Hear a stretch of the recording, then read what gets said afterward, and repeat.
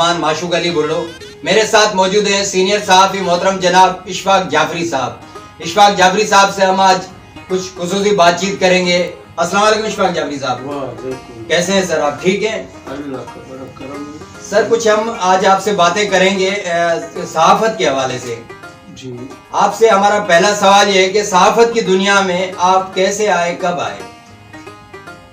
صحافت کی دنیا یوں سمجھے کہ خون میں رچی بسی تھی. والد صاحب ٹیچر، مصور، شاعر، صحافی تھے. 4 بھائیوں میں سے مجھے چنا 6.5 سال کی عمر میں. وہ اپنے ساتھ انہوں نے مجھے رکھنا شروع کیا اور 8 سال کی عمر میں پی ٹی وی کے بچوں کا ایک پروگرام چلتا تھا جو کہ لائیو ہوا کرتا تھا. اس کی ہوسٹ ہوتی تھی مہتاب چنا، جسے آج ہم محترمہ مہتاب اکبر راشدی صاحبہ کہتے ہیں. وہ پروگرام کی ہوسٹ تھی. پروگرام تھا بارڑنجی دنیا. زبردست. میں اپنی ہوسٹ کے ساتھ رہتا تھا، بچوں کو گفٹ دینا، لطیفے سنانا. یہ 1978 کا سلسلہ تھا. 1978 کے بعد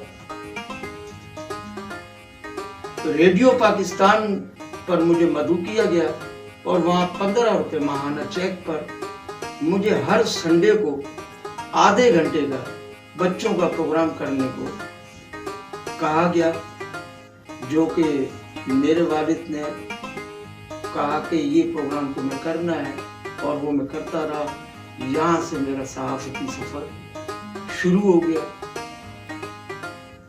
پھر درمیان میں مد جزر آئے، تعلیم بھی چلتی رہی. تعلیم کا جب انٹر کر دیا تو ذہن میں آیا کہ ٹیچنگ کروں، لیکن ٹیچنگ کو میں نے سمجھا کہ یہ بہت بھاری ذمہ داری ہے. سینکڑوں خاندان اپنے بچوں کو ہمارے پاس بھیجتے ہیں اس امید کے ساتھ کہ ہمارے بچے کو یہ لائق بنائے گا.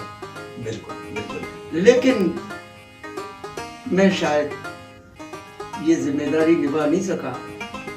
صحافت کی طرف جو رجحان شروع ہوا تھا والد صاحب کے دور میں، وہ سلسلہ میں نے دوبارہ بحال کر دیا. ہاں جی. اچھا، اس کے بعد مجھے ایک اور سوال میرے ذہن میں بڑا اسپیڈ سے گھوم رہا ہے سر. صحافت میں آپ نے کیا پایا، کیا کھویا؟ صحافت نے مجھے بہت کچھ دیا.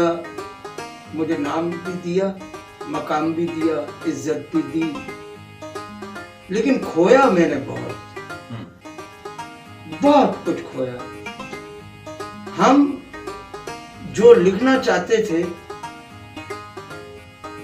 وہ ہم شاید اس کا اشر اشیر نہ لکھ سکے، جس میں میں ذاتی طور پہ یہ کہتا رہتا ہوں کہ ہم نے 10% لکھا، 90% چھپایا. اچھا سر، مجھے ایک بات اور ہے، صحافت کو بدنام کرنے والوں کے نام آپ کا کیا پیغام ہے؟ صحافت کی جزیات کو ایک طرف تو سمجھنے والے ہمارے پاس بہت کم ہے. اس کی وجہ یہ ہے کہ ہمارے ہاں کہا جاتا ہے کہ ڈگری ہولڈر آئے اور وہ صحافت کرے. اب degree holder mass communication MA پڑھ کے آتا ہے، اصول صحافت کی کتاب اس کے پاس ہوتی ہے، وہ لکیر کا فقیر ہوتا ہے. لیکن جو اپنے رجحان، اپنے شوق کے ساتھ صحافت میں آتے ہیں وہ تخلیق کار ہوتے ہیں. وہ نئی چیزیں مارکیٹ میں لے کر آتے ہیں، عوام کے مسائل لے کر آتے ہیں. یعنی میں مختصر یہ کہوں کہ بہت زیادہ پڑھا لکھا صحافی ماس کمیونیکیشن سے، یونیورسٹی سے پڑھنے والا لکیر کا فقیر ہوتا ہے اور ورکنگ جرنل تخلیق کار ہوتا ہے. آپ گوگل پر چلے جائیں تو آپ کو نظر آئے گا، میں صحافی کا نام بول رہا ہوں، 8 سال کی उम्र में उसने सहाफत शुरू की थी, 8वीं पास था और वो दुनिया का सबसे बड़ा सहाफी था। तो मैं जाती तौर पर नहीं मानता कि यूनिवर्सिटी से पढ़े लिखे डिग्री होल्डर किताबी सहाफत करें। सहाफत होती है तख्लीकी और सहाफत की जुजियात है। सहाफत में सिर्फ रिपोर्टिंग नहीं है। लोगों के जहन में ये बैठ गया है कि सहाफत सिर्फ रिपोर्टिंग का नाम है। सहाफत में तज्जिया निगारी है, कॉलम निगारी है, शायरी है, कॉलम निगारी है और कई सिन्फे हैं। हमने सहाफत को सिर्फ महदूद कर दिया और अवामुल नास के जहन में ये बिठाया कि सहाफी रिपोर्टर होता है, सिर्फ रिपोर्टर होता है। हालांकि सहाफी कॉलम निगार भी होता है, तज्जिया निगार भी होता है।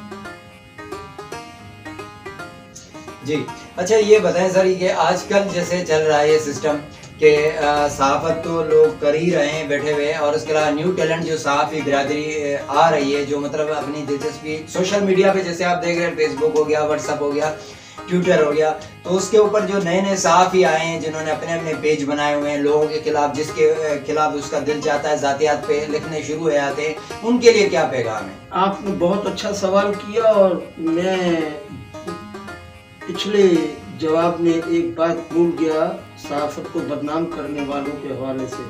सहाफत को बदनाम करने वाले व्हाट्सएप से ही वाबस्ता है। व्हाट्सएप पर न्यूज ग्रुप जो शख्स चाहे, कबाड़िया हो, गुटके वाला हो, मंशियात फरोश हो, व्हाट्सएप पर न्यूज ग्रुप बना लेता है। व्हाट्सएप पर न्यूज ग्रुप बनाने के कुछ कवानीन होने चाहिए कि व्हाट्सएप पर न्यूज ग्रुप वही बनाए जिसका सहाफत से ताल्लुक रहा हो, अखबार से रहा हो, टीवी से रहा हो, उसने जर्नलिज्म की हो, उससे न्यूज ग्रुप बनाने का हक होना चाहिए। उसके लिए कवानीन वज़ा करने चाहिए। ये वफाकी हुकूमत भी कर सकती है, सिंध हुकूमत भी कर सकती है। बेशक सालाना रेवेन्यू फीस उसकी रखी जाए और जिस तरह अखबार टीवी के लिए डिक्लेरेशन लाइसेंस होता है, इसी तरह व्हाट्सएप न्यूज ग्रुप के लिए भी एक इजाजतनामा होना चाहिए। बिल्कुल। अच्छा सर, एक और सवाल है मेरा आपसे, छोटा सा सवाल है, मुख्तसर जवाब, टाइम मेरा क्लोज है बिल्कुल। फहीम जो हमारे सहाफी थे, फहीम के हवाले से आप कुछ अपने तासुरात? फहीम मेरे दिल का दर्द है।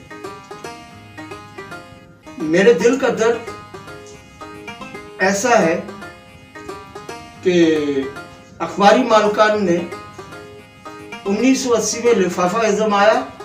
लिफाफा इज़्म के बाद बड़े मीडिया हाउसेस के मालकान ने कॉन्ट्रैक्ट सिस्टम लेकर आए। उन्होंने अपॉइंटमेंट लेटर यानी तकर्रुर नामे देना बंद कर दिए और नौकरी की जमानत खत्म कर दी, जिसका नतीजा इस शक्ल में आया कि जो आपने पहले भी सवाल किया कि बदनाम करने वाले, अब उनको कहा जाने लगा कि तनख्वाह नहीं मिलेगी, आप बाहर जाएं, इंटरव्यू करें, मंशियात के अड्डे पर जाएं, आप जराइम के अड्डों पर जाएं, समाज दुश्मन अनासिर के अड्डों पर जाएं, वहां से आप पैसे जमा करें, आधे इदारे को दें, आधे खुद लें, यही आपकी तनख्वाह है। सही, यानी 2 नंबर सहाफियों का ये काम है। यही। चलें जी, बड़ी मेहरबानी इशफाक जाफरी भाई, आप हमारे साथ सदाए मेहरान प्रोग्राम में आए। आज आपके एहसानात हैं हम पर, और इंशाल्लाह ये प्रोग्राम आपका लाइव चलेगा, दुनिया देखेगी, आपका पैगाम सब तक जाएगा। वॉइस ऑफ कराची में हमें दीजिए इजाज़त। मैं आपका होस्ट माशूक करीम बोल रहा हूँ।